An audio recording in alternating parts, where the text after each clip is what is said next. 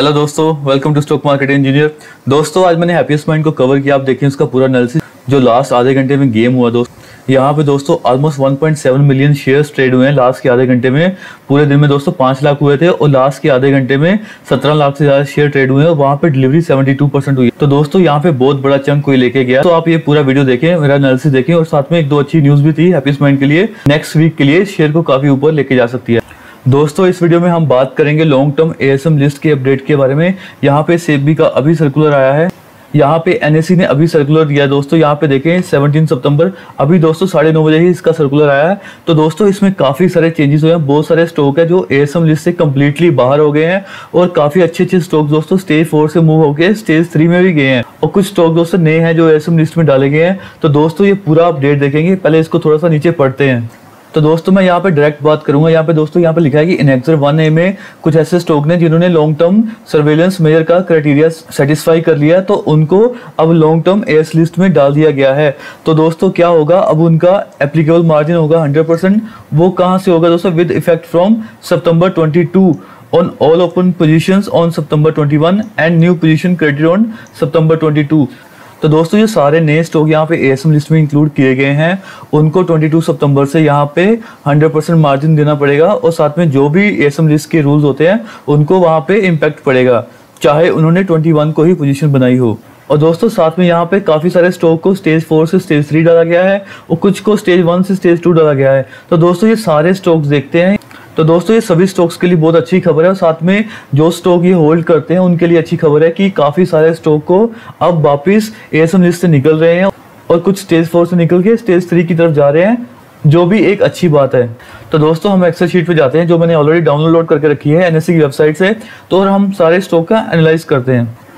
तो दोस्तों यहाँ पे सबसे पहले देखें list of securities shortlisted in ASM stage 1 with effect from September 2021। तो दोस्तों यहाँ पे जो सबसे पहला स्टॉक है वो है रोहित फेरोटेक लिमिटेड और दूसरा दोस्तों शिमारू एंटरटेनमेंट लिमिटेड। तो दोस्तों ये दोनों स्टॉक अगर आपके पास हैं तो आप जान लें कि अब ये 20 मंडे से जानी कि ये लॉन्ग टर्म एएसएम स्टेज 1 में आ गए हैं। तो इन पे वो सारे रूल्स एप्लीकेबल होंगे जो एएसएम स्टेज 1 के स्टॉक पे होते हैं।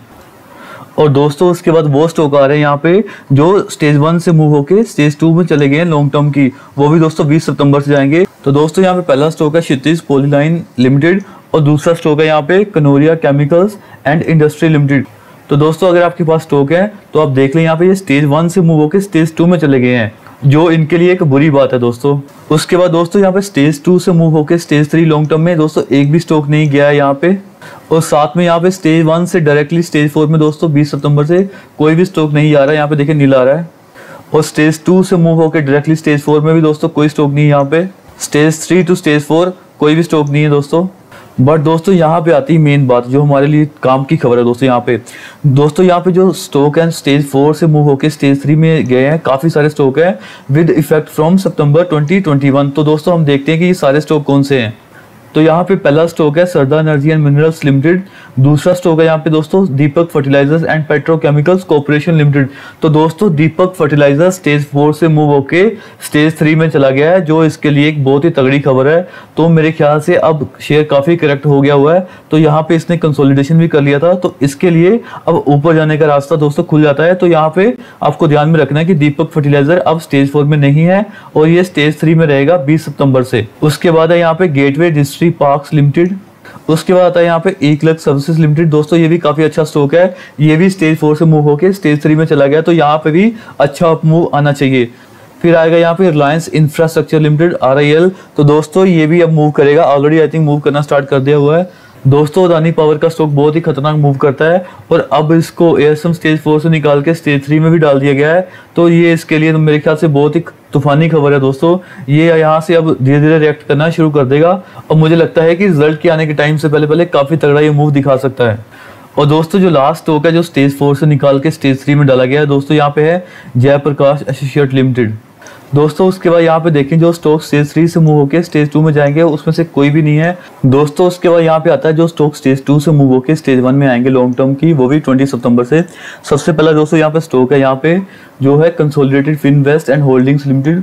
और दूसरा स्टॉक है यहाँ पे दोस्तों शोभा लिमिटेड। दोस्तों ये शोभा का स्टॉक काफी अच्छा स्टॉक है, काफी अच्छा मूवी किया है दोस्तों। ये one of the best real estate company है यहाँ पे।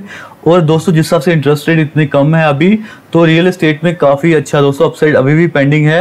और मेरे ख्याल से अगर थोड़ा सा भी करेक्टिव मूव यहाँ पे मिलता है तो आप यहाँ पे इन्वेस्ट कर सकते हैं। बट मेरे ख्याल से स्टेज 2 से 1 में आने के चक्कर में थोड़ा पॉजिटिव न्यूज़ है, तो शायद ये इस पे मंडे को इम्पैक्ट करेगा, तो ये थोड़ा स्टॉक बढ़ सकता है। उसके बाद दोस्तों यहाँ पे गोल्डन टोबैको लिमिटेड और फिर है दोस्तों जिंदल फोटो लिमिटेड। तो दोस्तों ये स्टॉक है जो लॉन्ग टर्म एएसएम स्टेज 2 से निकल के लॉन्ग टर्म स्टेज 1 में आए हैं 20 सितंबर से, यानी मंडे से। दोस्तों उसके बाद आगे चलते हैं यहाँ पे एनेक्सर 1V में। दोस्तों यहाँ पे एक भी स्टॉक नहीं है जिसको आईबीसी एएसएम के तहत यहाँ पे शॉर्टलिस्ट किया गया हो। और दोस्तों यहाँ पे उसके बाद आता है एनेक्सर 2। यहाँ पे दोस्तों आपके सारे काम की इंफॉर्मेशन है, जो सारे स्टॉक है यहाँ पे दोस्तों जो एएसएम लिस्ट से परमानेंटली बाहर हो गए हैं। तो दोस्तों ये याद रख लें 20 सितंबर से इसमें से एक भी स्टॉक नहीं है जो एएसएम लिस्ट में रहेगा।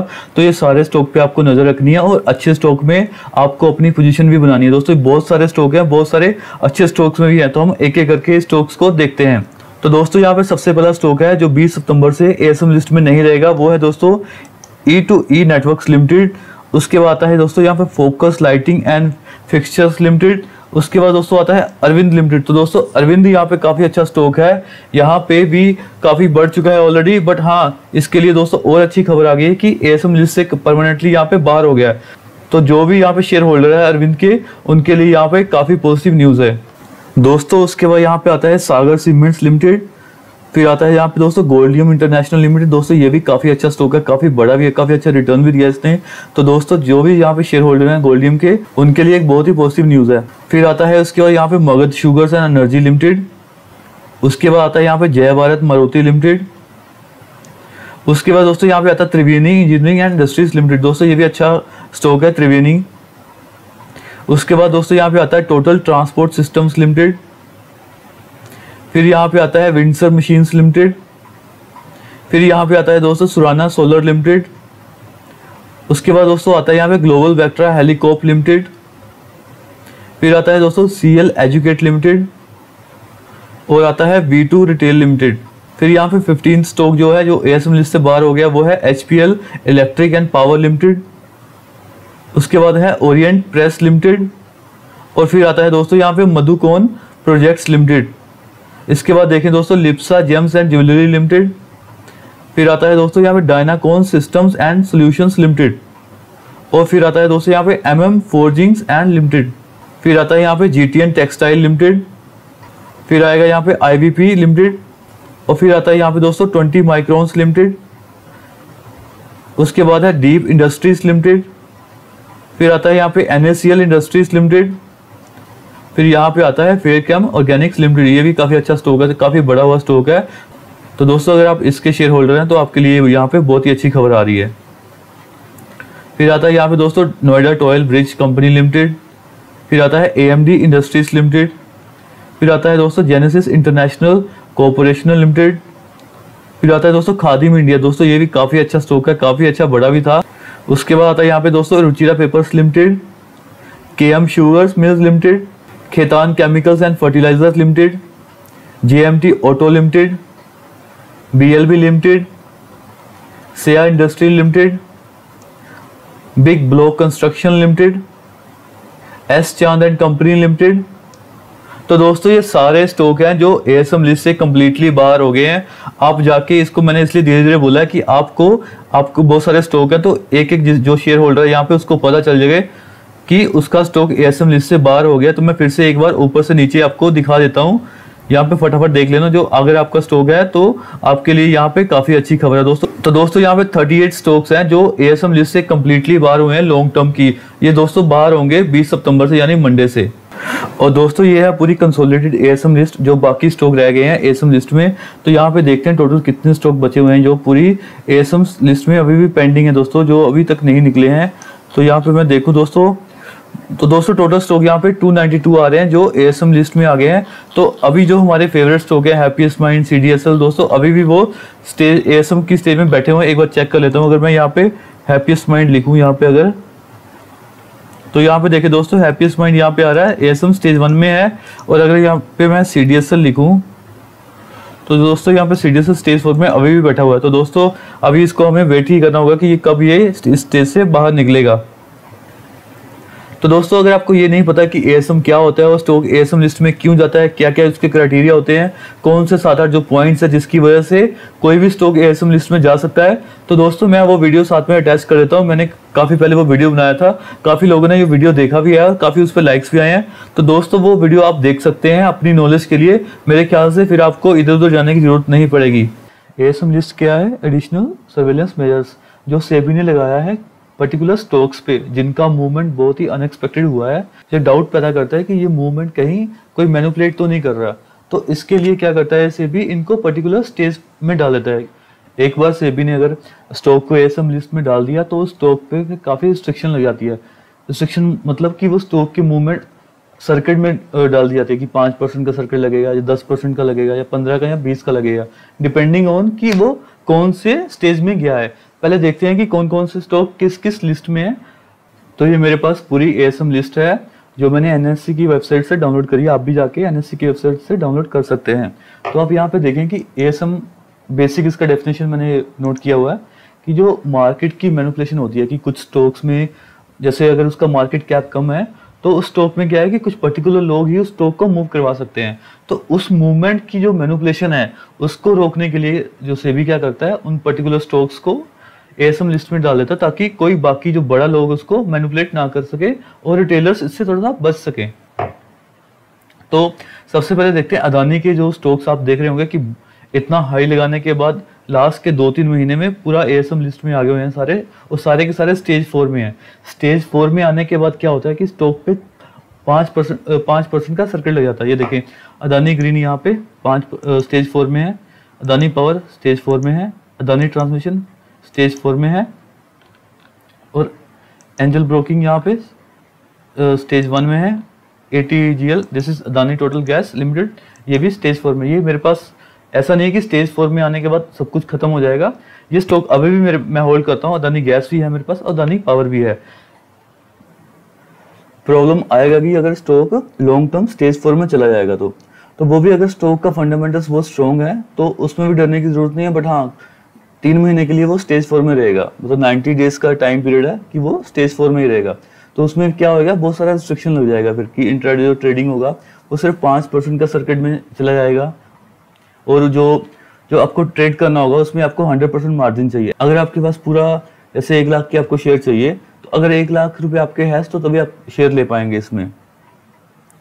उसमें क्या है कि आप सेम डे को शेयर सेल नहीं कर पाएंगे। जैसे आपने आज खरीदे तो आपके जो शेयर में अकाउंट होंगे वो T+3 दिन के बाद आएंगे। जैसे आज लिए तो जैसे थर्सडे या फ्राइडे, मंडे, ट्यूसडे, तो ट्यूसडे को आप उस शेयर को सेल कर पाएंगे। तो ये ट्रेडर के लिए एक तरह से नेगेटिव है। बट हाँ जो एग्जिस्टिंग अगर कोई as a long term invest कर रहा है उसके लिए आई थिंक ये एक अपॉर्चुनिटी भी है कि जो अच्छे स्टॉक्स हैं, जो अच्छा है फंडामेंटल्स जिसके अच्छे हैं, अगर वो स्टेज 4 में आ गए हैं तो उसका काफ़ी करेक्शन आपको मिल जाएगा। तो अगर वो बेटर है कि आप ऐसे स्टॉक ढूंढें जो फंडामेंटली अच्छे हैं और स्टेज 4 में है, बट धीरे धीरे वो स्टेज 3 में जाएंगे, फिर स्टेज 2 में जाएंगे, फिर स्टेज 1 में जाएंगे। एक बार स्टेज 1 में आ गए स्टॉक तो उसके बाद वो वहां से निकलने का उसके चांसेस बहुत इजीली बन जाएगा। तो आप ये अपॉर्चुनिटी ढूंढे कि कौन कौन से स्टॉक जो अभी स्टेज 4 में है जो आपको चांसेस दे रहे हैं बाय करने का। जैसे एक मैं शेयर का नाम बता सकता हूँ, जैसे अभी CDSL है, एक काफी करेक्ट हो चुका है, 1600 के लेवल से 1200 के लेवल पे आ गया है। तो ये अभी भी स्टेज 4 में है 90 डेज के लिए। तो आई थिंक 1-1.5 महीना हो गया और 1-1.5 महीना और बाकी है। ये मेरे पास एक डॉक्यूमेंट है जो एडिशनल सर्वेलेंस मेजर का है। ये भी एनएससी की वेबसाइट से मैंने डाउनलोड किया था। इसमें पूरा का पूरा बताया गया है कि कौन से स्टॉक को क्यों एएसएम लिस्ट में डाला गया है और उसका एग्जिट क्राइटेरिया क्या होगा और कितने दिन तक ये स्टॉक एएसएम लिस्ट में रह सकता है, कि कितना उसका अपर सर्किट है, कितना उसका लोअर सर्किट है। ये पूरा का पूरा उसका प्राइस बैंड भी बताया गया है यहाँ पे। तो सबसे पहले कुछ शॉर्टलिस्ट किया हुआ है एएसएम प्रीमियर के लिए कि किन बेसिस पे हम उस पर्टिकुलर स्टॉक को एएसएम लिस्ट में डालेंगे। तो सबसे पहला जो वेरिएशन है यहाँ पे मुझे दिखा रहा है वो है यहाँ पे हाई टू लो वेरिएशन, कि मतलब स्टॉक का हाई कितना है और स्टॉक का लो कितना है। अगर एक स्टॉक का प्राइस सपोज 100 चल रहा है और वो स्टॉक 1 महीने में 200 हो गया तो वो उसका जो लो हो जाएगा वो 100 होगा और उसका जो हाई हो जाएगा 200 हो जाएगा। तो अगर वो जो 100% मूवमेंट है, अगर वो एएसएम लिस्ट के क्राइटेरिया में आती है तो वो सेबी इसको वापस एएसएम लिस्ट में डाल देगा। फिर उसके बाद आता है क्लाइंट कंसंट्रेशन। क्लाइंट कंसंट्रेशन यहाँ पे क्या है कि कंपनी के पास लाखों शेयर है, तो उसमें है कि जो ऊपर के 10 बंदे हैं उनके पास 50,000 शेयर हैं। आप समझ रहे हैं कि 10% लोगों के पास 50% शेयर हैं, वो है क्लाइंट कंसंट्रेशन। ऐसा तो नहीं कि वो पर्टिकुलर 10% लोग ही पूरा का पूरा मूवमेंट करवा रहे हैं। फिर है क्लोज टू क्लोज वेरिएशन। इसमें है कि क्लोज प्राइस लास्ट, जैसे लास्ट डे फिर नेक्स्ट डे, ऐसे पर्टिकुलर 5-6 दिन या महीने के अंदर हर एक क्लोज प्राइस को सेबी मेजर करेगा। अगर उसके क्राइटेरिया में बैठेगा तो इसको वापस एएसएम लिस्ट में डाल देगा।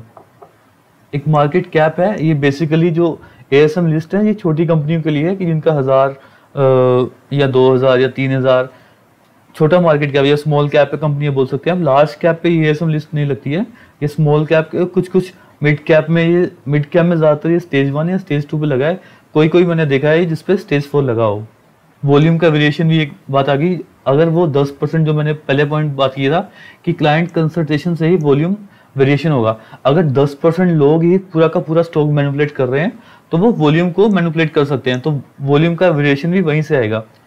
फिर देखेंगे कि उसका डिलीवरी परसेंटेज कहीं अनएक्सपेक्टेड तो नहीं हो रहा है, लास्ट के 1 मंथ से या लास्ट के पिछले 3-4 मंथ से कुछ अनएक्सपेक्टेड वॉल्यूम डिलीवरी तो नहीं हो रहा है, उसके पीछे क्या क्या रीजन है दोस्तों। उसके आता है नंबर ऑफ यूनिक पैन्स और P. Number of unique pans का तो सेम फंडा है जो क्लाइंट कंसल्टेशन का है, क्योंकि पैन डीमैट अकाउंट से लिंक होगा।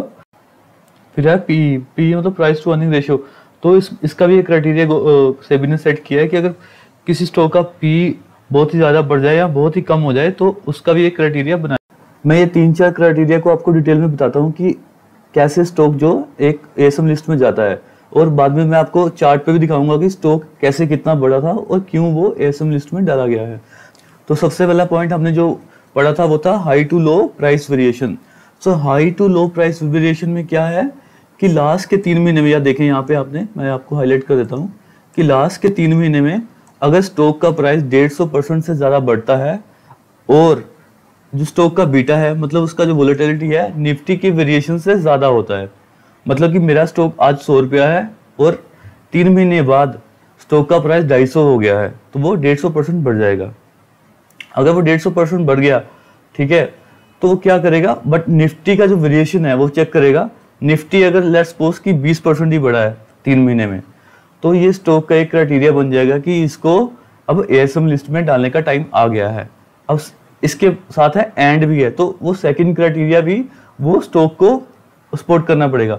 तो सेकंड क्राइटेरिया क्या है इस केस में कि concentration of top 25 clients greater than equal to 25% of the combined trading volume of NSE and BSE in the last 30 days। इसका मतलब क्या है कि ये सेबी चेक करेगा कि जो उस स्टॉक में जो टॉप 25 लोग जो ट्रेड कर रहे हैं, अगर उनका वॉल्यूम टोटल वॉल्यूम के 25% से ज़्यादा हुआ तो ये भी एक क्राइटेरिया बनेगा उसको ऐड करने का। ये वॉल्यूम वो चेक करेगा लास्ट के 30 दिन में। एक स्टॉक है, ठीक है, उसमें लाखों इन्वेस्टर्स हैं, लाखों, जैसे हम लोग रिटेल इन्वेस्टर लाखों हैं, बट जो 25 लोग हैं उसमें, जो टॉप के 25 लोग हैं, अगर वो पूरा का 25% से ज़्यादा का जो ट्रेडिंग वॉल्यूम जनरेट कर रहे हैं तो ये क्राइटेरिया बन जाएगा, क्योंकि सेबी ये एक काइंड ऑफ मैनिपुलेशन हो जाएगा स्टॉक के लिए। और थर्ड है इसमें कि कंपनी का जो मार्केट कैप है वो 100 करोड़ से ज़्यादा होना चाहिए जब वो इस सेबी को रिव्यू कर रहा होगा। सेकेंड इसमें close to close price variation. ये वही है कि अगर स्टॉक का जो क्लोज प्राइस है, ये देखें यहाँ पे लास्ट के 60 दिनों में ट्रेडिंग डेज में 100% ज़्यादा हो जाएगी निफ्टी के वेरिएशन से, तो ये भी एक क्राइटेरिया बन जाएगा। तो जो टॉप, ये सेम जो सेकंड जो कंसंट्रेशन वाला पॉइंट है वो सेम जो हमने यहाँ पे पढ़ा है, ये सेम पॉइंट वही है, और इसका मार्केट कैप भी 100 करोड़ ही बोला गया है। जो थर्ड पॉइंट है वो है इसमें, ये भी close to close price variation है, बट ये अभी 365 डेज में है। और जो साथ में उसका जो क्राइटेरिया, सेकंड क्राइटेरिया क्या है, और हाई टू जो प्राइस का लो वेरिएशन है वो 200% से ज़्यादा हो जाए निफ्टी से, तो दोनों मिला के भी एक क्राइटेरिया बन जाएगा। ये देखें यहाँ पे 365 में लो और हाई प्राइस का जो वेरिएशन है 200% निफ्टी के वेरिएशन से ज़्यादा हो जाए। बट इस केस में क्या है कि कंपनी का मार्केट क्या 500 करोड़ से ज़्यादा होना चाहिए, पहले क्या था 100 करोड़ से ज़्यादा होना चाहिए, अब ये है कि 500 करोड़ से ज़्यादा वाली कंपनियों पे इम्पैक्ट करेगा। और इसमें जो लास्ट कंसिडरेशन वाला ये पॉइंट सब में है कि कहीं 25 जो टॉप क्लाइंट है वही तो नहीं है सारा का सारा वॉल्यूम मैनिपुलेट कर रहे हैं। बाकी क्राइटेरिया भी सिमिलर से हैं, कुछ वॉल्यूम को लेके हैं। ये देखिए यहाँ पे कि उसका एवरेज वॉल्यूम 10,000 से ज़्यादा हो रहा है, वॉल्यूम ज़्यादा हो रहा है, डिलीवरी कम हो रहा है, मार्केट कैप 500 से ज़्यादा है, कंसंट्रेशन वाला पॉइंट तो सब में कॉमन है। उसके बाद एक क्राइटेरिया ये भी है कि अगर स्टॉक का जो price close to close price variation है वो 25% से ज़्यादा हो जाए, किससे हो जाए, अपने इंडेक्स से। मतलब कोई स्मॉल कैप का स्टॉक है और इंडेक्स है उसका, तो स्मॉल कैप का अगर मूव 25% ज़्यादा हो जाए 15 दिन में, ठीक है, तो एक क्राइटेरिया। अगर 30 दिन की बात करें यहाँ पे तो 50% अगर ज़्यादा हो जाए, अगर 3 महीने में बात करें और 90% से ज़्यादा हो जाए।